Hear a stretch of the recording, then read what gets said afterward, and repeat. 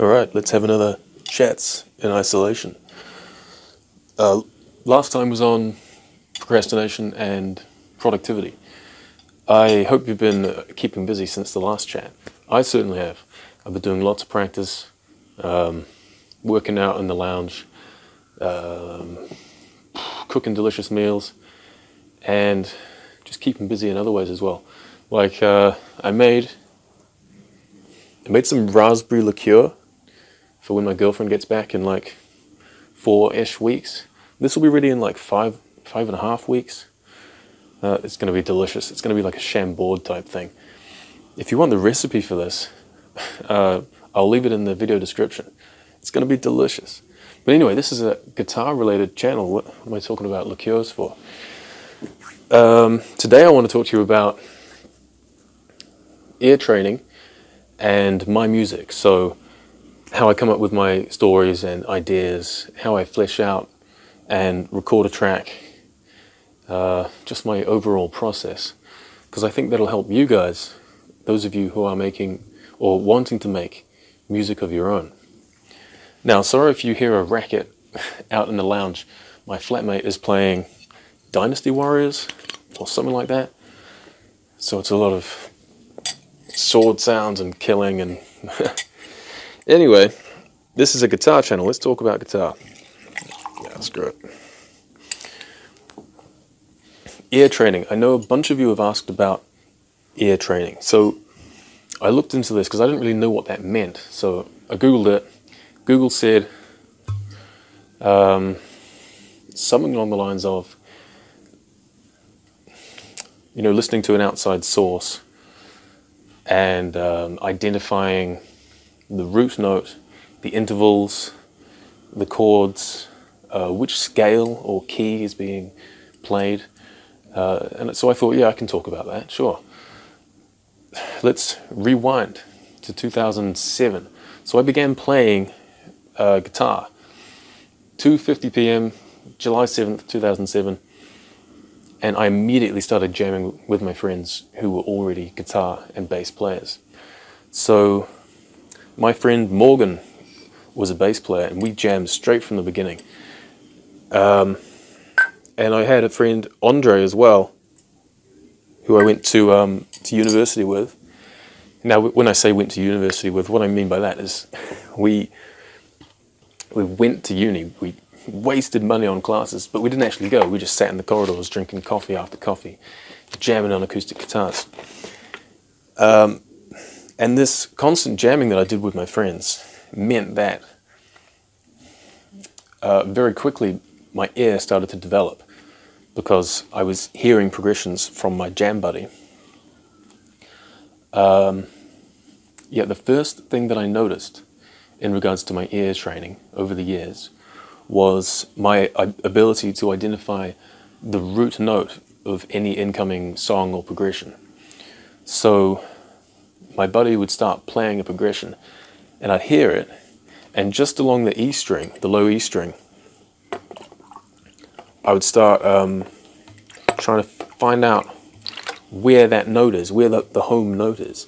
So I'd just be playing along like until I found it. Oh, okay, there it is. And over time I got quicker at being able to find where the root note for any progression was. And the next thing that came after that was just basic scale identification. So if my buddy was playing a progression at me or for me, I'd find the root note quite quickly and then I'd listen. Is it a happy-ish sound? Is it a sad-ish sound? If it was sad, I'd start constructing the minor pentatonic scale from that root note that I'd identified. Now this was early on, right? I only really knew the minor pentatonic and the major pentatonic. Right, but if the sound was happy, I'd start building the major pentatonic on that, from that note. And then, as we continued to jam, we got into modes. Oh, I love the modes. Anyway, I've told you that too many times. You already know that about me. What happened was that we went from two scales, the minor pentatonic and the major pentatonic. which are actually the same thing, but let's not get into that. And to seven scales, the 7 positions of the modes, 7 modes. And we would come up with progressions each day in each of the modes. So after a while, I'd be hearing a progression that my friend would be doing, and I'd be asking myself, how does that sound? And I'd just go through the modes, like, is it a just straightforward, happy, uplifting sound? If so, it's probably the Ionian, or otherwise known as the major scale.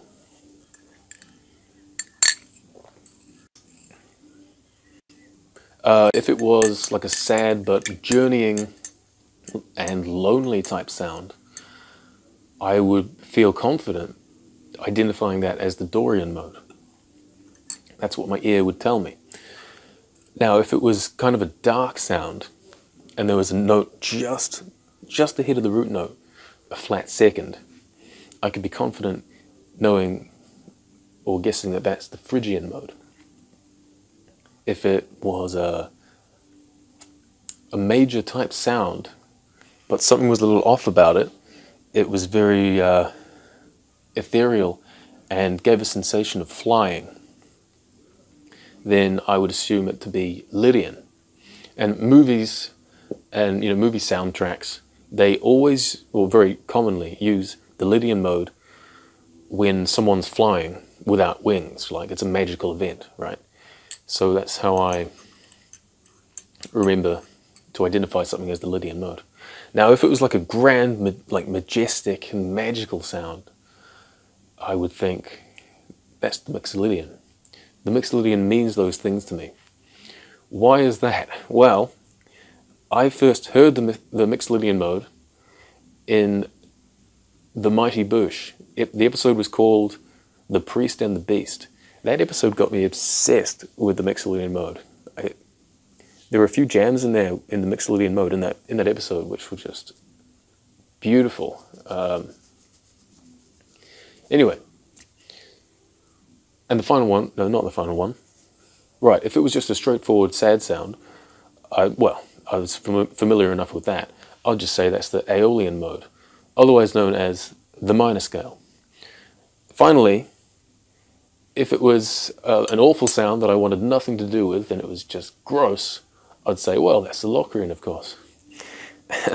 No, I hate the Locrian. I've never really done anything with it. I made one jam track for my modes ebook because I had to. I had to make a jam track for each one of the modes. That's the only time I've ever done anything in the Locrian mode. Probably because it's so unstable. It sits right between the minor scale, the Aeolian, and the major scale, the Ionian. So it's very unstable. It wants to go either way. At least that's how it feels for me.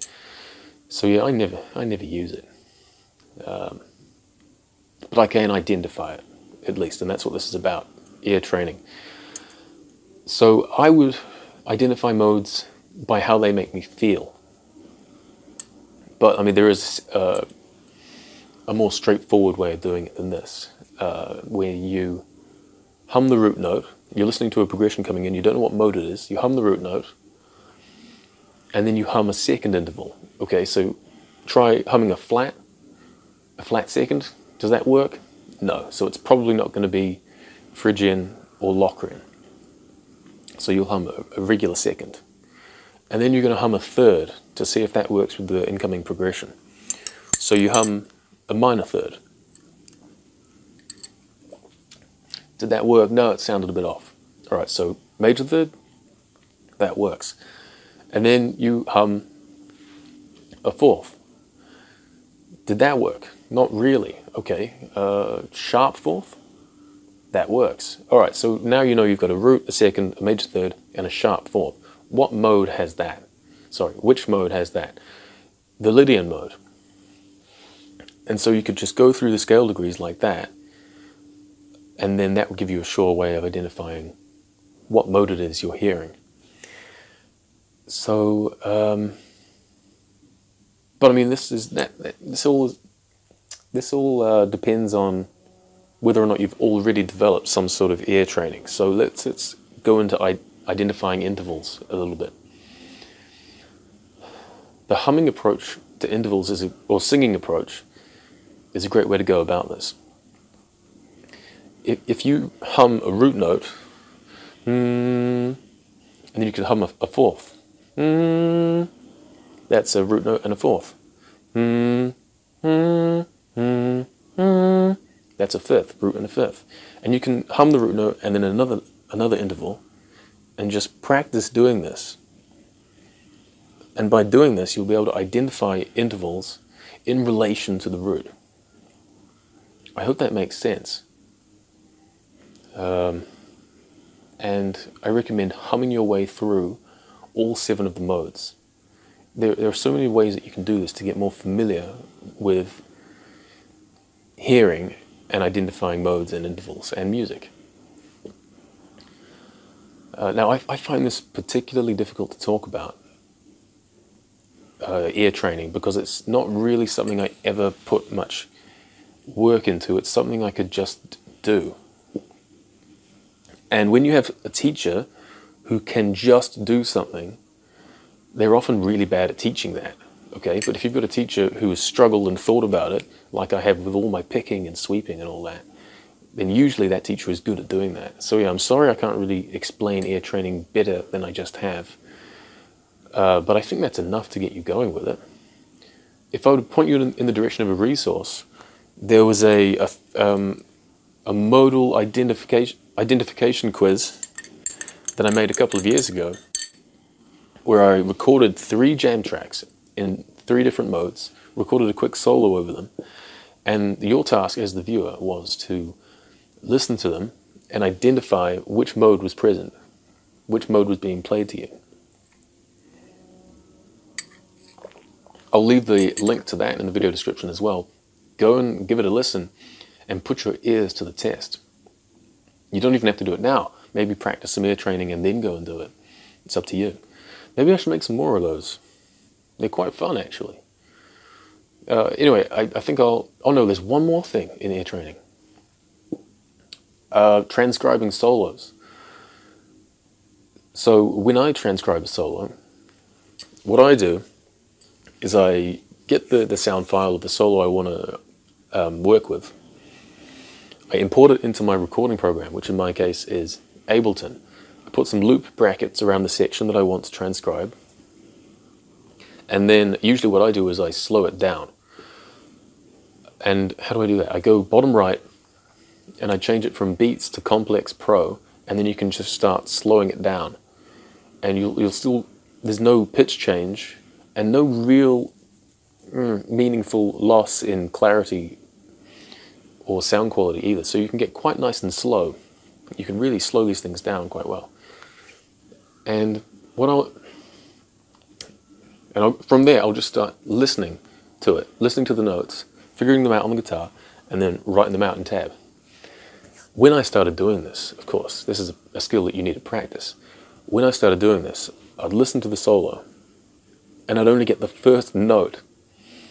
Okay, but that's a start. I'd get the first note, I'd find it on the guitar, I'd write it down on the tab. And then I'd go to the next note, find it on the guitar, write it down on the tab. And painstakingly I'd go through, listening to the solo, managing to grab one note at a time. And this is hugely inefficient, but it didn't stay that way, of course. With a bit of practice, I was able to then get 2 notes at a time, find them on the guitar, and write those 2 notes down. And then slowly, after a fair bit of time transcribing a lot of solos, I was able to pick out entire passages of notes, just listen to it once, store it, and then get that passage down on guitar and tab out that passage. So I was able to store longer and longer passages of notes in my head and get them down onto guitar. Now this is ear training. It's transcription, but it's still very much ear training. How you're just absorbing these melodies, storing them, and then you're managing to process them and get them onto tab. So yeah, if you practice this, practice transcribing solos, your ear will improve.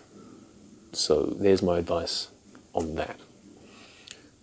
That's ear training, I think. I'm fairly certain I haven't forgotten anything. Let's move on to the second thing. Right. my music, how I make it, how I come up with it, and how I make a track from beginning to end.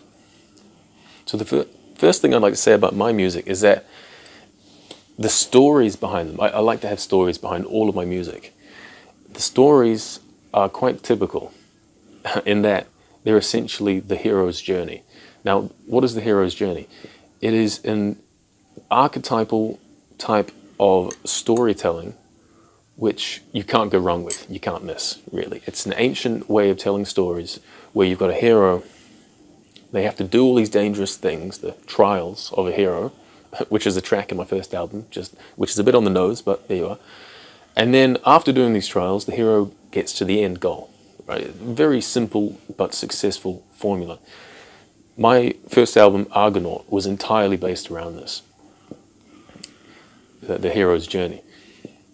Yeah, now the hero's journey has been made popular in recent times, well, recent, like 70 years or so, by philosopher Joseph Campbell. But probably the most famous example of the hero's journey is the Odyssey.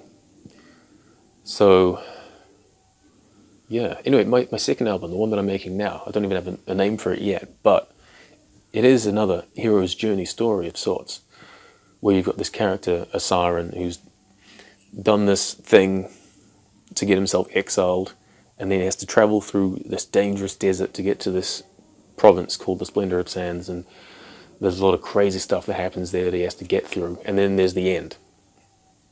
Now, I've got all this written out in like a 5-6 page mini novel, but I'm not going to go into it because I don't want to bore you, and it'll take up even more of this video. But again, it's just another hero's journey. It's a great and easy, foolproof way of telling a story. Now, what I've done for this album is I've taken that story that I've written, I've chopped it up into 9 parts because I wanted to have 9 tracks on my album. And so in each of the 9 tracks, something's happening. It's kind of like a little episode.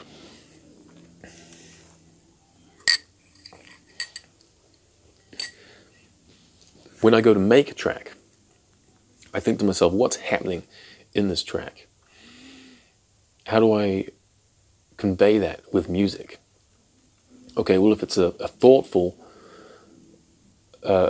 track where the guy's studying at his desk, like in track number 6, Proscenium, I know it's going to be quite slow.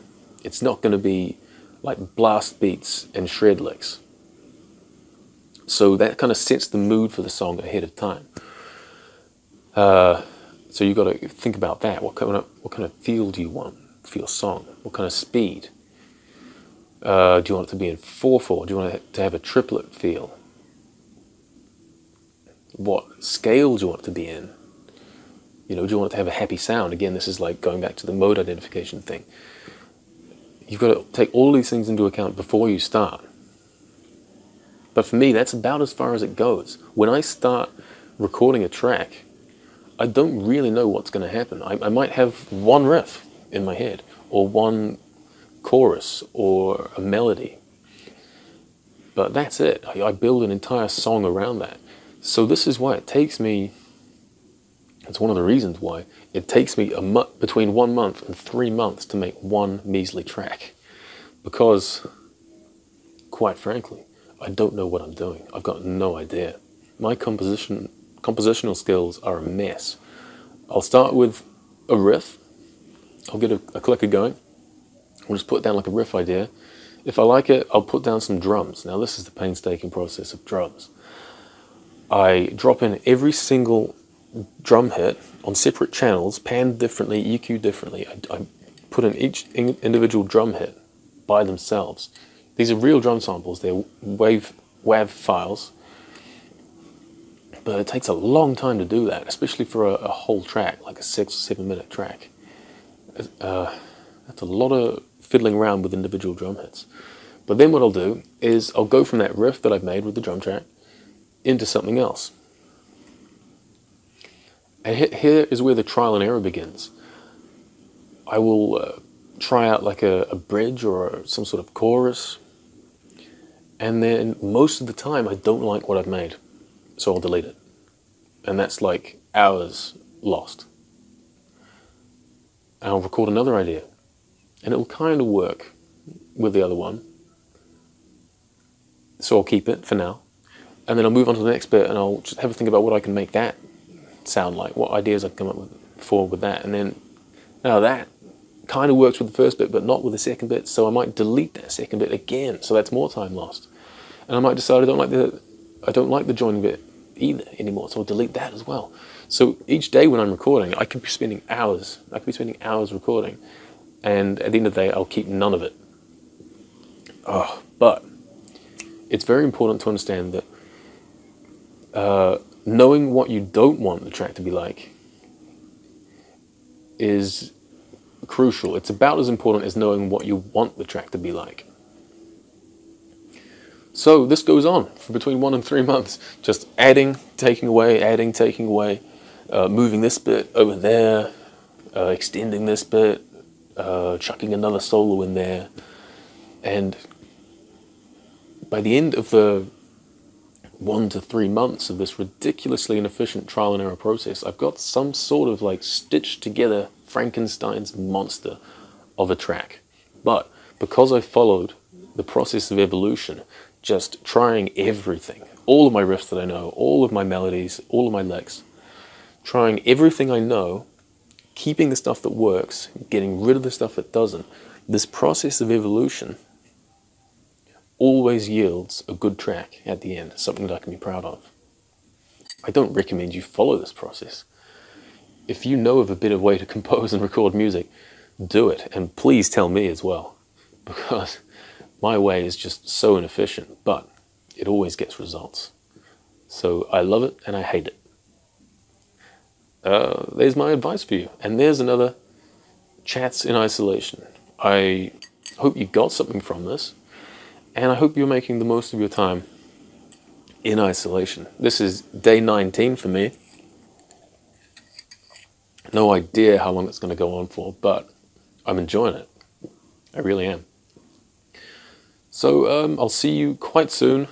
Leave some comments. Let me know what you want to talk about next time, and I'll whip up another Chats in Isolation. Okay, take care.